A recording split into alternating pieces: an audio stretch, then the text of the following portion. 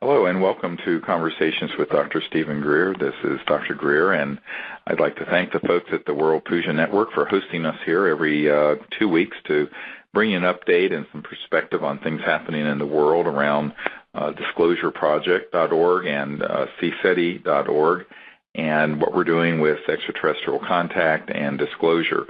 And I'd like to welcome to the show today Dr. Ted Loader, who's on the board of directors of CSETI and is also our science advisor. And we are going to be focusing on what's been happening with the space program in the United States and actually throughout the world, and what's really going on, in our opinion, behind the scenes with the space program and why the changes that you've been hearing about are happening. As many of you may know, there have been a number of changes where they have discontinued certain programs. The space shuttle has been mothballed and has had its last flight. There is now the International Space Station, which is being serviced by Russian missions, and then the Russian missions right now are grounded because they've had problems with their launch vehicles. And the question, of course, becomes, where's the direction? Well, the public direction that they're stating is basically to privatize it and for taxpayer money through NASA to begin to go to private corporations to develop space exploration on their own, where there would be grants and what have you coming from taxpayers and NASA to various corporations. And so this is a whole area of discussion. It first was brought to my attention as an issue for us to address in an interview I did a couple of months ago with the Australian Broadcasting Network in Australia. And in looking at this and knowing what we know about what is happening in classified programs and what we've had in classified programs, we think that the public really needs to know what's going on behind the scenes. So that's really the focus for today's program, and then we'll get off into some other issues about the kind of technologies that actually exist that are out of the box, out of the box thinking, but they're on the black shelf, as it were. And that's why we have Dr. Ted Loader on the show to sort of talk about some of those issues in sciences, and so I'd like to welcome him here to the show. Thank you, Ted. Well, thank you. I thought I'd pop in here perhaps initially here. It's very interesting when NASA announced that it would be shutting down the shuttle program or ending it or discontinuing it. I think it's their term, discontinuing it. It was interesting because there was no viable replacement for the shuttle program. This is a program that's gone on for approximately 30 years. There were originally 6 shuttles, I believe. We lost 2 of them due to accidents, along with 2 disasters, and 14 astronauts were killed in accidents. And the Challenger, as people are aware of, and the other one. And 4 shuttles remain, and those are the ones they've been using for the last few years. Right.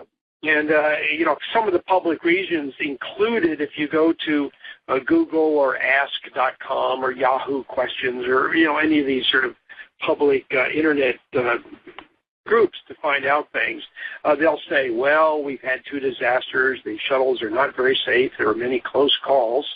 There are poor to no emergency escape methods for the shuttles. I mean, the earlier capsules, the Mercury capsule and some of the others, early on, the Apollo missions had escape methods so the astronauts could escape if there were problems. But basically, the shuttle does not have that capability. And, of course, the reason they always sort of fall back on is they were very expensive, incredibly expensive, actually, when you look at it. Approximately 450, I've seen various numbers, but the last number I saw was $450 million per launch, which includes massive amounts of training and whatever else. And considering there are typically 7 astronauts, they could take shuttle could take a couple more, but 7 was sort of a typical crew load on the shuttle. That's $7 to $450 million is a lot of money per astronaut to get them up there. So that's definitely part of the problem. And the other excuse that's often given or reason is that we need the money that's going into the present shuttle program to develop more advanced systems and cheaper shuttles. NASA, quote, has been working on an Orion spacecraft which is not, there have been no, at least public launches of this that I'm aware of. And so it sort of goes on. Meanwhile, as Steve mentioned, they've turned delivery services over to the Russians, and we pay them. Interesting turn of events over the many decades that we've watched the space program. So with that background, one sort of scratches their head saying, they've had this thing, they've known they're going to run out of these things for 30 years since they initially built them. The technologies all, what has NASA been doing, and why hasn't it developed something to replace it in time or in good time? And the answer, as you will hear from the program, is they and others have. But as somebody noted recently about this topic, those folks that have the technologies don't like to have other people play in their sandbox. So I'll let that be a start to our discussion, Steve. Right, and I think one of the things to me about this that's very scandalous is that the director of the Disclosure Project, and people can go to www.disclosureproject.org to see the kind of work we've been doing over the last 10 to 20 years. I have had the opportunity and honor to interview now hundreds of people who've worked in classified programs, including many people in the aerospace industry, which, of course, as many of you may recall, my maternal uncle, my oldest uncle, was the senior project engineer for the lunar module, which put the first man on the moon. His company was, he worked for Grumman, which became Northrop Grumman. And many of the people who worked in these programs who had some knowledge of the secret space program, very high-tech electromagnetic-gravitic and so-called anti-gravity type systems, which began to be really studied full bore in the 40s and 50s, and by the late 50s were developed. We really thought that at some point we would transition out of these explosive things that are really like a Roman candle with a bunch of guys sitting on it being shot off into space at 25,000 miles per hour. And basically it's a controlled bomb that they're sitting on, which is why there's been so much loss of life. It's not that there's no science behind it, but it's just inherently dangerous. And I want to remind people that the rocket was invented by Wernher von Braun, whose spokeswoman for the last few years of his life was a member of our team and is a member of our team. And this was, of course, in the early 40s when he developed the V-2 rocket for Adolf Hitler.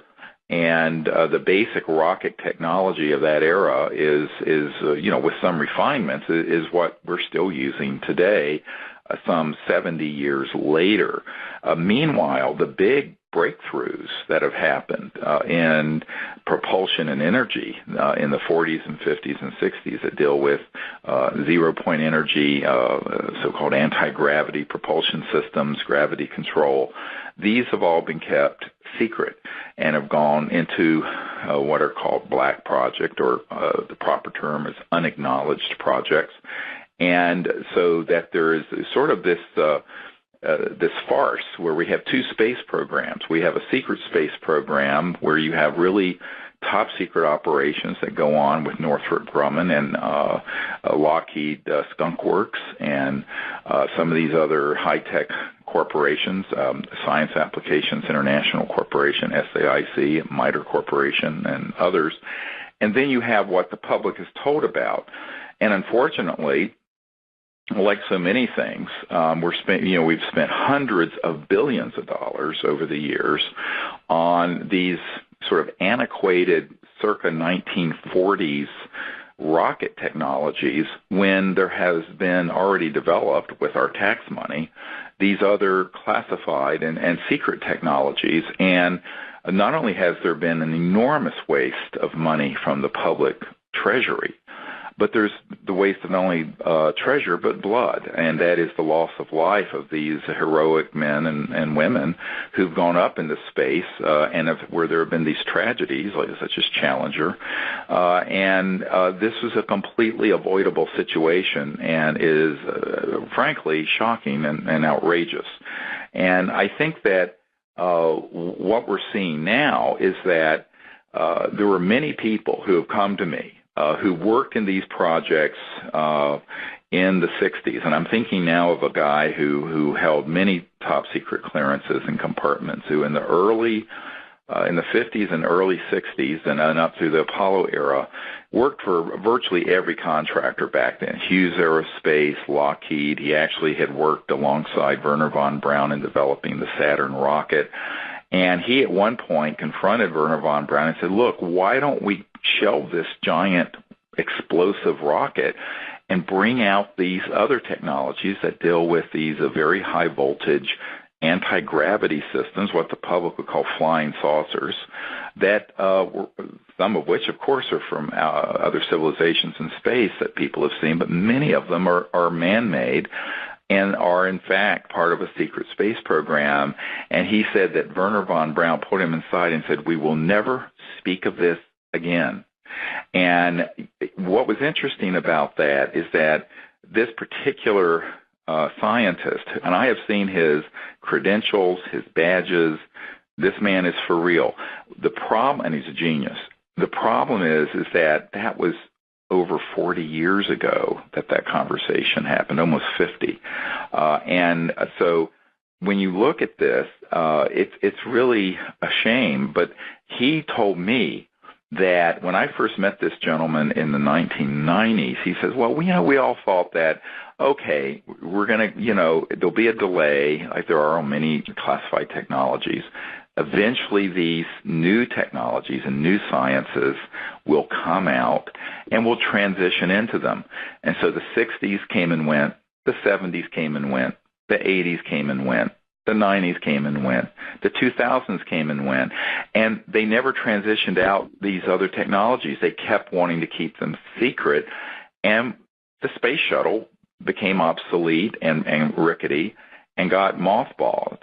So what has happened here is that there's this internal struggle that isn't talked about amongst the people who want to disclose these sciences and technologies and those who are hell-bent on keeping these secret for as long as they can, because when they come out, it means the end of oil, gas, coal, rockets, jet engines, internal combustion engines, centralized utilities, and, by the way, solar panels and windmills, which are, of course, windmills are from the 1800s or before then, actually. And the point being that the folks who are in the macroeconomic system who look at these things really always want to maintain the status quo because there are so many special, powerful interests that are in that domain. And so the scientific people who dealt with these technologies who I've interviewed are appalled that these have not come out. But the reasons for it aren't technical. They're macroeconomic geopolitical control. And that's what the public has to understand. And that's why the space shuttle, which, got pretty much put in use in 1980s, about 30 years ago, that one, I'm sure when that was coming online, there were people thinking, oh, well, these other things will come out soon. And so each decade comes and goes, and the people who are the folks driven by greed and power keep ruthlessly suppressing the release of these other technologies. Never mind we're destroying the environment of the world, and never mind we're in the Middle East with these wars over oil, which don't ever seem to end, and never mind that we have 40% of the population of Earth in such poverty that 40% of Earth's occupants do not even have plumbing, literally do not have a toilet to pee in. So what you find is that this is not a technical and scientific issue. That's been done and answered before, frankly, I was born. It's a social and macroeconomic and geopolitical problem.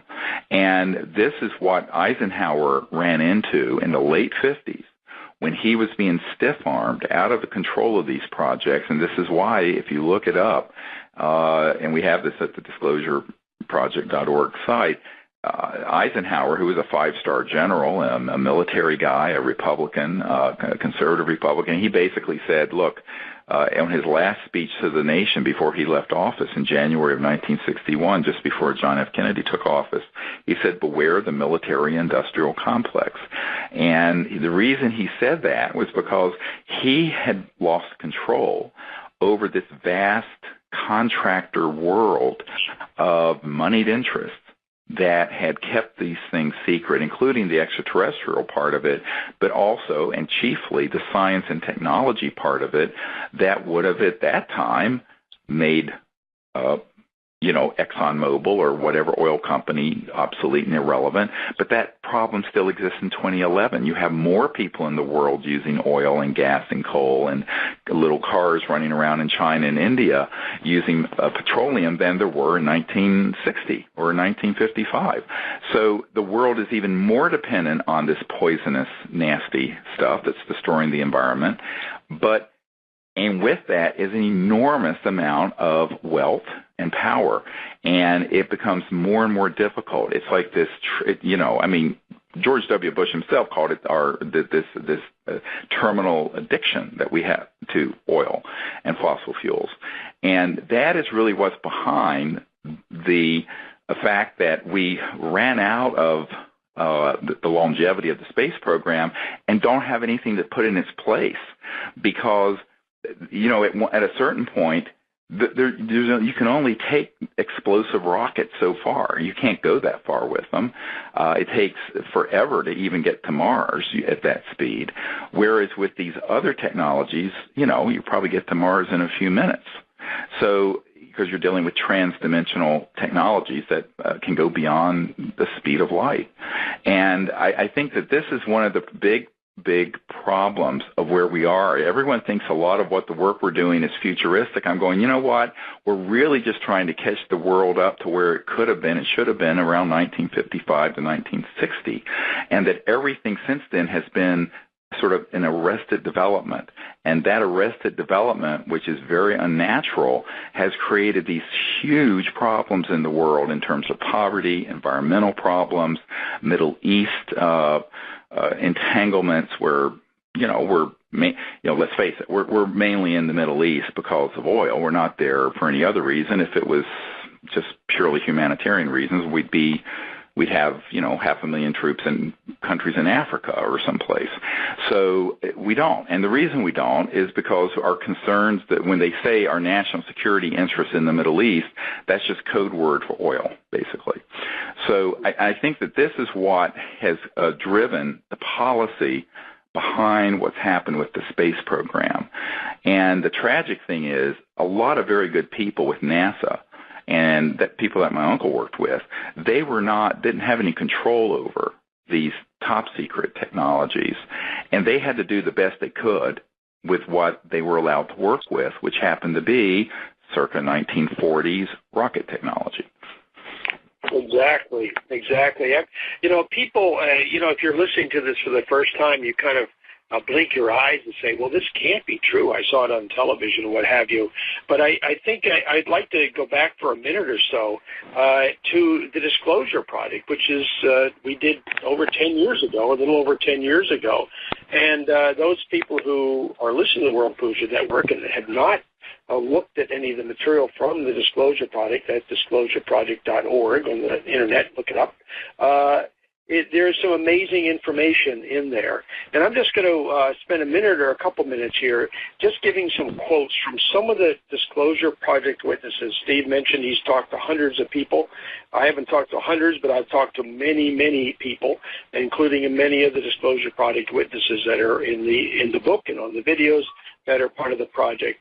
And an example, I'm going to go through 3 or 4 examples quickly here just to give you some flavor of it.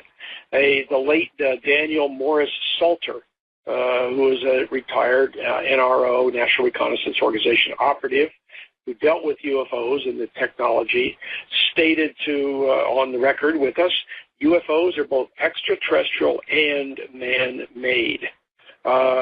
And that he also noted that we were working with D. Townsend Brown, and who a lot of people are aware of, and doing anti-gravity work with him. A gentleman who was in Boeing Aerospace, we just have his initials AH at the time, noted during the interviews, most of the craft again referring to these man-made craft. Most of the craft operate on anti-gravity and electrogravitic propulsion. We're flying anti-gravity vehicles up there in Area 51 and in Utah right now. And this interview was done 10 years ago, more than 10 years ago. Another gentleman, Dr. B, a scientist who worked in many, many top secrets all his life, noted in the interview, oh yes, anti-gravity. Matter of fact, we used to have a lot of activity in Hughes Aircraft up in Malibu, a big think tank up there, big anti-gravity projects. But this is the important point. He said many important points, but one of them, but the American public will never hear about it. And then we have Captain Bill Uhouse, United States Marine Corps. He's retired. He was a fighter pilot, a whole bunch of activity dealing with aircraft and the test flights of exotic experimental aircraft. Read anti-gravity craft when you hear that term very often. He was working on flying disc simulators, and that went into operation in the early 1960s. Now that's critical that you really get your head around. Early 1960s. We're talking 50 years ago, or just about 50 years ago, that the military and covert projects were working on the anti-gravity craft. The simulator, he noted, wasn't even functional until 1958. That's over 50 years ago. And it was using large capacitors, millions of volts, and there was a number he noted when he was involved in it, and this is 30 years ago or more that he was involved in it. He was saying over the last 40 years or so, not counting simulators, there are 2 to 3 dozen in various sizes we built. Now remember, he was just dealing with the test pilot stuff, not the sort of thing that was done outside. This thing is so compartmentalized that people just worked on different aspects. He passed away just a couple of years ago. Mark McCandlish has spoken many times about alien reproduction vehicles. I won't go into that, but there are many others.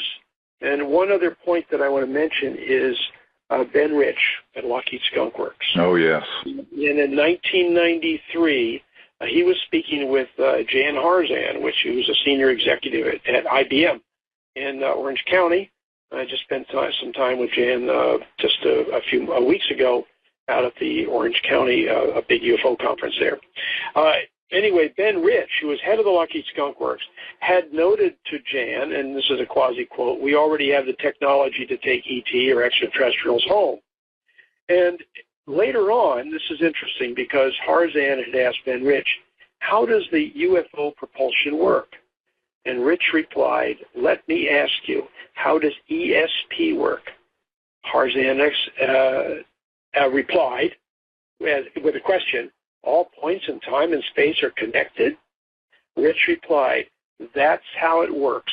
Now, so they're using technologies, transdimensional technologies, and a lot of the UFO or, quote, alien reproduction vehicles or anti-gravity craft are really just really fast machines. They just move really fast. They aren't doing transdimensional stuff. They just go like steak. And they in the anti-gravity or counter-gravity mode. But when you really get into ET technology that can literally move between points of space almost instantly, then you're dealing with transdimensional technologies. A new concept? No. Schrodinger in 1927 noted that this was indeed the case. That there's only one mind in the universe, and it's all connected to the same place as we are connected.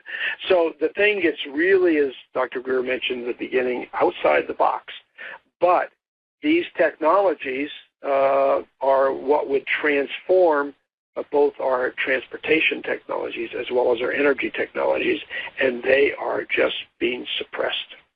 Yeah, and the suppression has been ruthless because we have encountered this with the OrionProject.org, where last year we had a man under contract who has worked on these transdimensional technologies, including space-time alteration and energy generation propulsion. Basically a group of people, including a former CIA director who I know personally, went down to his command and threatened him and his family. And this was in the spring of 2010. This is not ancient history. And he was enjoined from any further assistance to us in bringing these technologies out. Now, frankly, this is criminal behavior, and it is outrageous. But if you look at this and you listen to these various people and various men that have worked from the 50s onward with, the fact that you have talked about there being test pilot simulators to train the pilots by 58 and 60 and 62, that mean they had the operational discs that look like flying saucers already flying them, because you wouldn't have a simulator to train people in something unless they already had something to go into and then test fly. So, and I have actually personally interviewed people who have been these pilots of these things that look like flying saucers that are anti-gravity. Many of them don't want to come public with their name, rank, and serial number like many of the Disclosure Project witnesses have because of fear of retribution or even death, frankly. But the point is that here we are, still spending untold billions of dollars at NASA, and now what they're going to be doing, they're going to be shoveling our tax dollars from the coffers of the Treasury to NASA, and from NASA to private corporations to develop more bogus stuff. Some refined version of the space shuttle, or some refined version of a something that would be in low Earth orbit. These other things, and it's really, it's interesting because I have a friend who worked his whole career at NASA, mostly at NASA Ames Research Center out there in California, who said that basically this is white-collar welfare is what he used to call the NASA budget and his job, because he knew these other things existed. And he said this sort of with a sort of sardonic smile, but, he said basically it is white-collar welfare, and that it's really like the Truman Show. It's like, let's do this and make people think this is really the state-of-the-art, and gee, you're a rocket scientist. But you know what? Rockets were 1940s. That's right. It's as they say, it's so yesterday. And, the other thing that Ben Rich said, and by the way, there was a PhD physicist who was there also at that meeting when Ben Rich said this, who has repeated this publicly, Dr. Hal Puthoff, where Ben Rich said, he basically said three things. He says, we already have the technologies to take ET home and to travel amongst the stars. And he said two other things. He says, almost anything you can imagine we've already done at the Lockheed Skunk Works. And he also said there are no private conversations anywhere on Earth. And what's interesting about this is that this nexus where electromagnetism and the magnetic field and consciousness come together is really key. And this is why the head of the Lockheed Skunk Works referred to ESP. And this gets into this whole question of space, time, and mind, which, of course, is what CSETI is doing, the Center for the Study of Extraterrestrial Intelligence, very cutting-edge, sort of pioneering both diplomatic and scientific work, making contact with these extraterrestrial civilizations, because they're simply not using cell phones and radio waves. I got newsflash.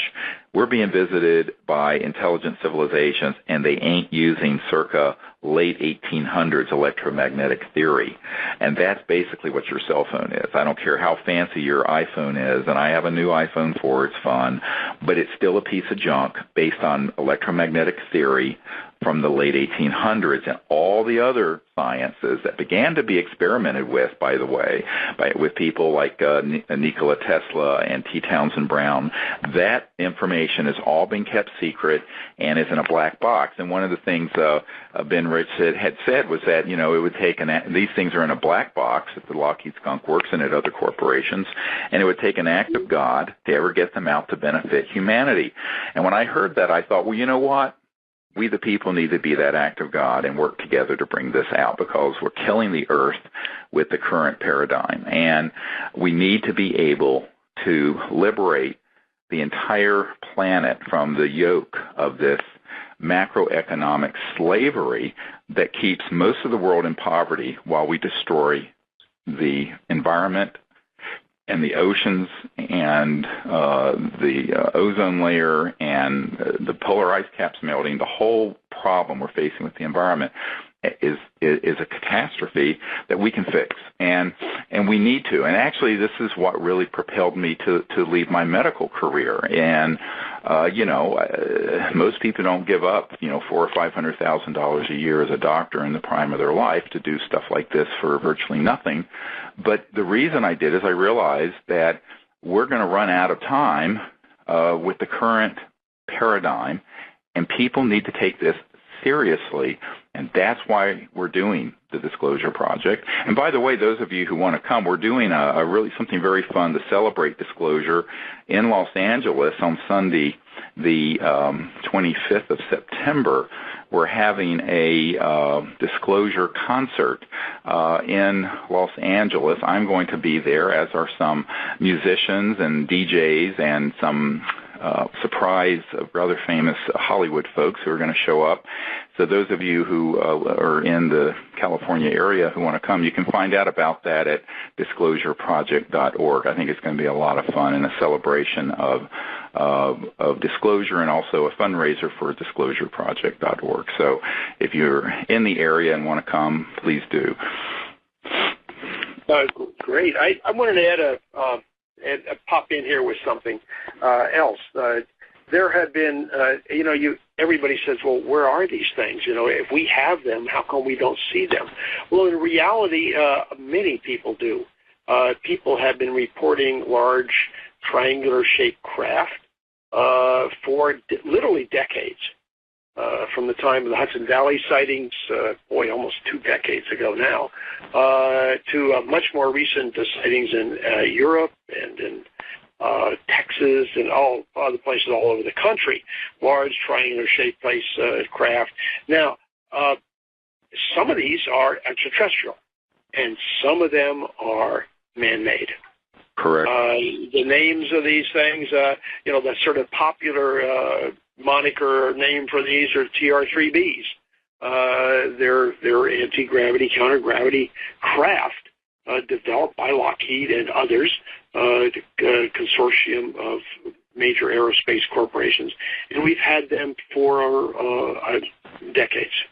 And they're becoming more and more old, shall we say, because the mainstream media continues to refuse to be open about this topic, which is and really the truth is, even the ones who are open-minded to it, who I have met with, when they start to try to do a show about this, they get a visit from corporate, who has gotten a visit from someone in the intelligence community, and they kill the project. I mean, the head of ABC News was given 35 digital hours of top secret witness testimony that we have with the Disclosure Project. I have 110 hours, but I kind of boiled it down to my director's cut of 35 hours. And this senior executive with ABC wanted to do specials on this, and he says, boy, by God, I'm going to do this. And he visited me at my home, and he went through the material. And a couple weeks later, he calls me up and he says, Dr. Greer, I can't do this show. I said, well, I thought you were given a full sway to do this. And this is an Emmy Award-winning, very well-known investigative reporter who had worked before ABC News, had worked for 60 Minutes and with Mike Wallace and others. And he says, Dr. Greer, you know who they are, and they won't let me do it. And so this is part of the other part of this is that the reason the World Fusion Network and other shows like this are so important is that, and with the Internet, is that we're able to reach people when the mainstream media is, quite frankly, blocked from it. I mean, I remember even being on a UFO-related show once, and It was back in 2004, almost 7 years ago, and the interviewer started asking me specifically the names of some of the people on this committee, keeping these sort of things away from the public and keeping it secret, and I started discussing them. And when I got to one name, that of Dick Cheney, they went to a commercial break, and they broke in. There was a voice that broke in on the line, and this is a live interview with millions of people listening. It was millions of people. And a voice broke in and said, "Dr. Greer, change the direction of this conversation now, or we are going to dump this show live." And they said it like they meant it. Now, the producers of the show and the guy interviewing me really did not know who this was breaking in, but you can only imagine. And it was certainly someone in the intelligence community monitoring this, but they did not want us to go there. And so one of the things that you find with this is that if these folks have enough power and money, and they do, to own and control a lot of the media and these large corporations, and they're willing to lie to the president or to members of Congress or intimidate people, they're then able to kind of keep the lid on that. And that's kind of what disclosureproject.org is up against.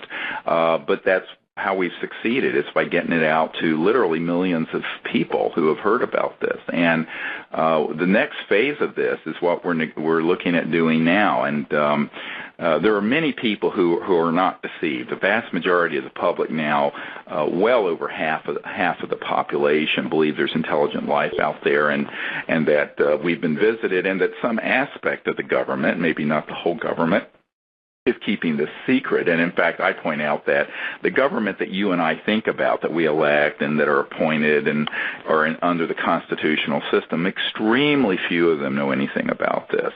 I have personally briefed sitting CIA directors. I've personally have briefed generals and admirals at the Pentagon who you would think, because of their high rank and position, would know of these subjects. And I'll come in there with documents and testimony and individuals as well who are witnesses and who know firsthand about these projects, and they'll look at me and say, "I've inquired about this, and I basically have been lied to." And so one of the things that has broken down, and the reasons that the secrecy's been able to continue, is exactly what Eisenhower warned us about, and that is that the power of the military-industrial complex and these secret organizations would be, and this is what Eisenhower said in this speech, a threat to our way of life and our democracy. And that is very true. And now it's not just a threat to our way of life and democracy, it's an existential threat to the life of the earth and to the health of the environment and the planet and the peace of the planet. So this is not a trivial issue. It's a very, very serious matter. And I can assure you, when I have a meeting with a member of Congress or a senator or someone at the Pentagon, no one is laughing either before or after the meeting. And yet, it tends to be the subject of just sort of frivolity and cartoonish sort of caricatures and the movies that have come out in the last year. If you were to believe that, of course, we have marauding aliens out there ready to attack us at every turn, when, of course, anyone who understands these technologies in the least know that civilizations that advanced, if they were hostile, it would have been over way back in the 40s when we detonated the first atomic bomb at the Trinity site at White Sands. I mean, it would have been point, set, match, over, gone, finished. And they're not hostile, but there are a lot of people who want to make a lot of hay, and this transitions to another issue about the secret space program, and that is, I'm convinced from the people I've spoken to, including a colonel who did the original briefings for Carter, President Carter, and then Reagan, to try to get them to buy into the SDI or Star Wars program. The so-called missile defense program, that one of the things he said the card they played was the, quote, alien threat card. And he said at the time they knew that that was a complete hoax, but they were trying to manipulate the fears of our political leaders, and particularly Reagan, to go along with it. And there's actually a snippet that was on CNN very briefly when Reza Gorbachev was getting out of the limousine at the UN during the arms control negotiations, and Gorbachev's wife, and a person asked her, a journalist as she was getting out of her limousine there in New York at the UN, why don't we just get rid of all nuclear weapons? And she blurted out, no, we can't. We need some of them to fight the aliens. So they have used this sort of a completely hoaxed scenario that there's a threat from outer space to manipulate certain leaders into fear, when anyone who knows anything about the science behind transdimensional, faster than the speed of light technologies know that if there was a hostile threat out there, there would be no discussion. It'd be just over. And, you know, everyone knows about MAD, mutual assured destruction, during the Cold War, that basically the Soviet Union and the United States had so many nuclear weapons that if anyone fired one of them, they would all be fired, and it would be the end of life on Earth. And that's circa 1950s nuclear fusion weapons with ICBMs going on rockets, which is a 1940s technology. So you have 40s, 50s era delivery systems and explosives, which are devastating, that could destroy life on Earth. If you're talking about civilizations that understand the fabric of space-time and go faster than the speed of light between and among star systems, if they were hostile, it would be point, set, match, over. And so, but you look at all these movies coming out in Hollywood, and you look at all this kind of manipulation to the extent that there has been any disclosure by these manipulators to any political leaders, it has been to get their cooperation through fear with these outrageous programs that are really just a way of keeping it secret and also enriching the military-industrial complex.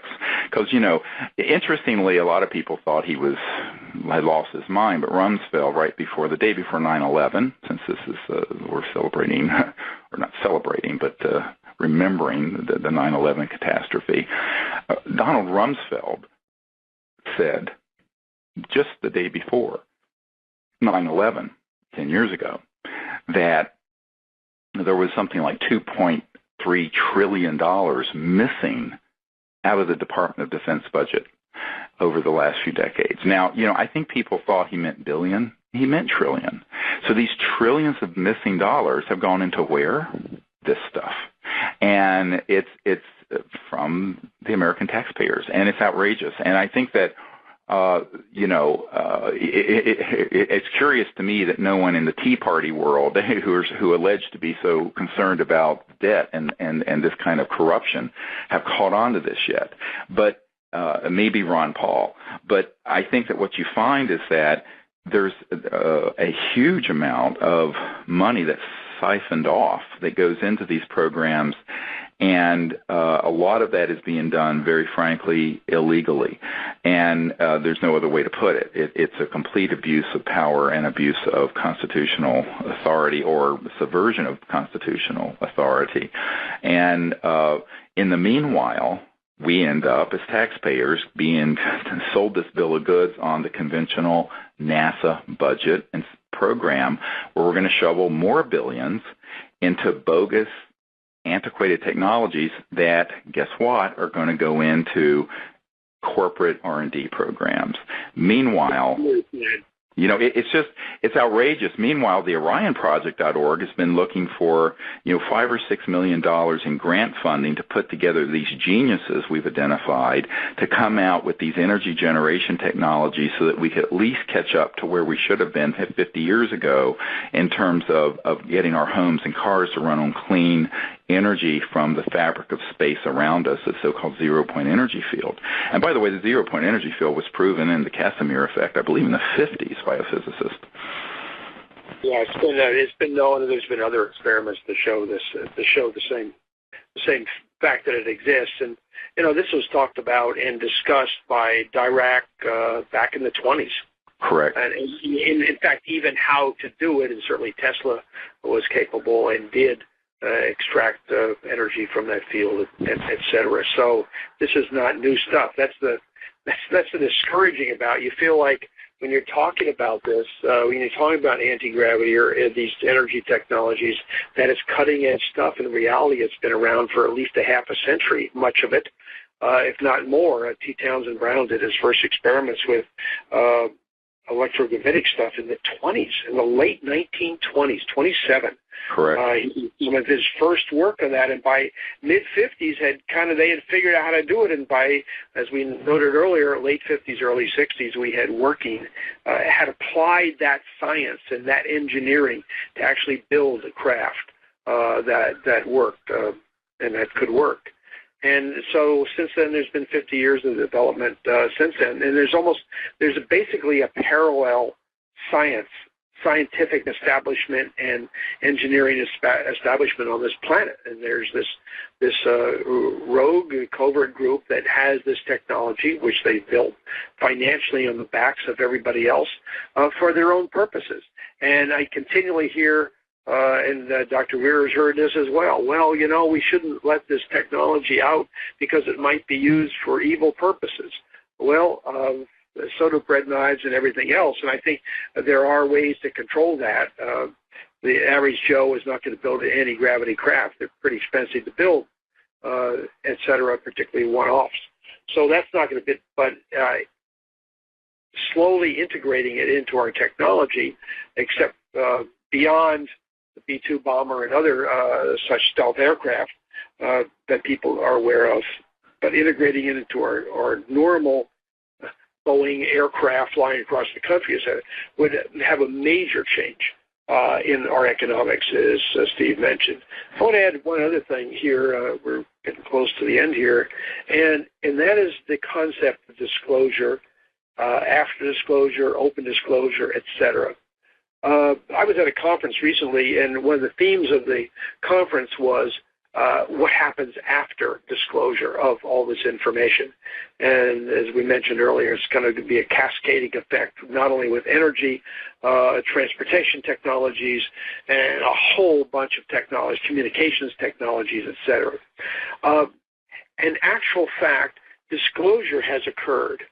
The Disclosure Project, so named, who really sort of started the major ball rolling on this 10 years ago, certainly elucidated and explained a lot of these technologies and the reality of not only the ET presence, but also the rogue programs that have been developing this stuff.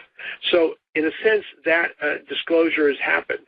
Now, but however, what hasn't happened is what I've termed open disclosure. And open disclosure, by my definition anyway, is one in which the existence of extraterrestrials visiting this planet and of human technologies dealing with some of these exotic technologies is openly discussed not only by the major media, but also our leaders, president, vice president, on down and on up. So it's known worldwide, it's admitted to.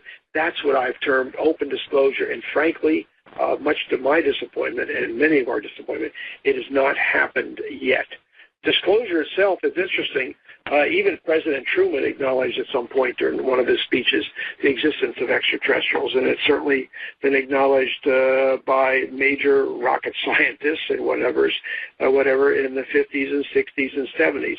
But that's all sort of been lost in the sands of time here, in the confusion of time, and it is not openly acknowledged. And until open acknowledgement and open disclosure occurs, we just have to keep fighting the battle in terms of explaining to people the reality of what truly exists and the world that could be once these technologies are made available to the human population of this planet.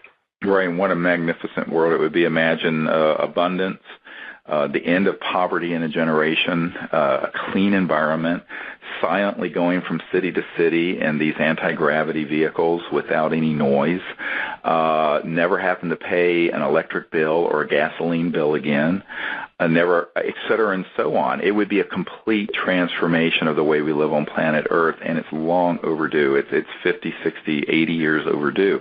The other point I make to people, I'm the point guy that's had to do a lot of these briefings for folks like the CIA director and members of Congress and admirals and generals at the Pentagon and what have you, is that the dysfunction, the structural failure in our system is so severe, and this is what Eisenhower was warning us about, that at the end of one of these briefings I was doing for President Clinton's first CIA director, R. James Woolsey, and I said, and I gave him a white paper that's in the first book that I published called Extraterrestrial Contact, The Evidence and Implications, and you can get that at disclosureproject.org. And in this white paper, I was recommending the actions that need to be taken under an executive order to get these programs under control and disclose them. And he looked at me, and this is a CIA director. He says, yes, Dr. Greer, but how do we disclose that which we have no access to? And so here's a problem. Knowing about it doesn't mean controlling it. So we put together a briefing for Obama. I know it was hand-delivered to him and also to the CIA Director Panetta and Secretary of Defense Gates, who's now left, and Panetta is now the Secretary of Defense, the head of the House Intelligence Committee. We put all this together, but them knowing about it and having control over these projects are two separate things. And the thing that really was chilling for me, and sort of my coming to age on this, happened in 1993, when I realized that there was basically a coup d'etat that happened in the 50s, where the people that we elect and that we think run the government really don't. And that there's this shadowy group that calls the shots on this, and they don't mind lying to or even threatening, and I think in some cases killing these sort of leaders.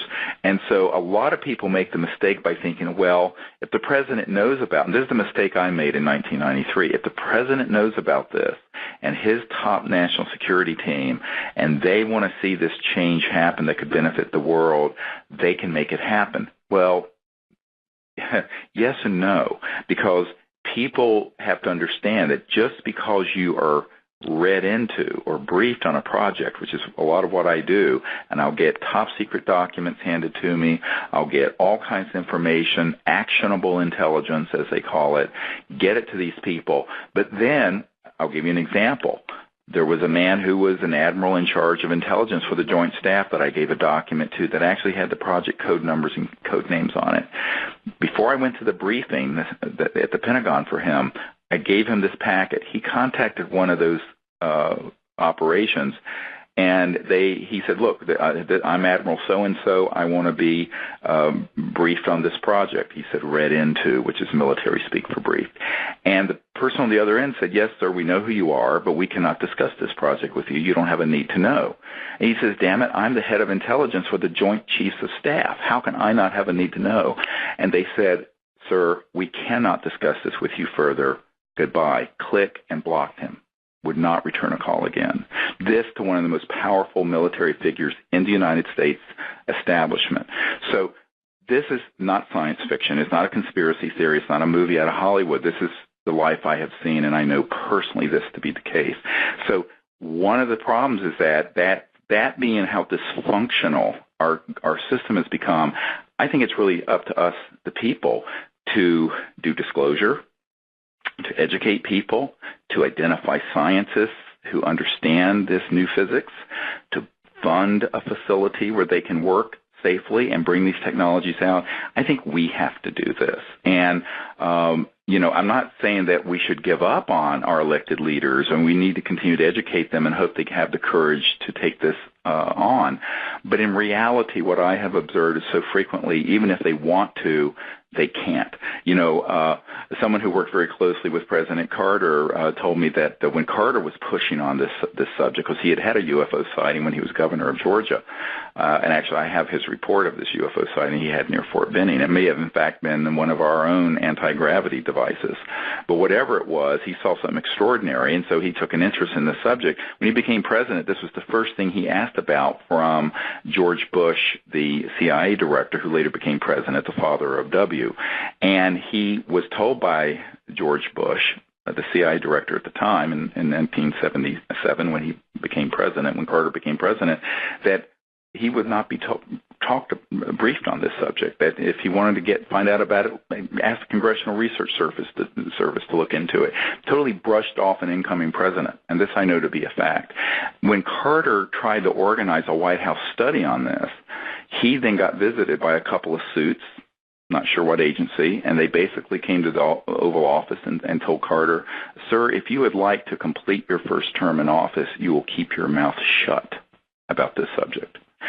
And the people who had been commissioned with doing this White House study on UFOs, the Stanford Research Institute, SRI International, basically were ordered by some of these folks to not do this study, even though the President of the United States had ordered it.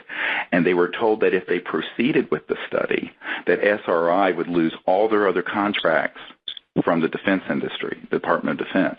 And so they dropped it.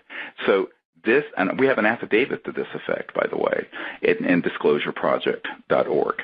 So this is what the system is, and I think most people, it's a very steep learning curve. We're just kind of touching the high points here, but you can learn more at disclosureproject.org, and there's a book that's nearly 600 pages that has the testimony and the documents that we're referring to in it called Disclosure, and I would advise people who have an interest in this to look into it. One other thing, we're going to be gathering, he said he's having an expedition out under the stars to be ambassadors and make contact with these intelligent civilizations coming here. We're going to be October 23rd to the 29th in Southern California in a remote desert location, and there still may be a couple of places open for that. If you want to join us, go to cseti.org to find out more. And again, if you can make it to the Disclosure Concert, which is really a celebration of 10 years of the Disclosure Project, and during which time there are now over a dozen other nations that have opened their UFO files, from Chile to Mexico to Denmark to France and even the United Kingdom.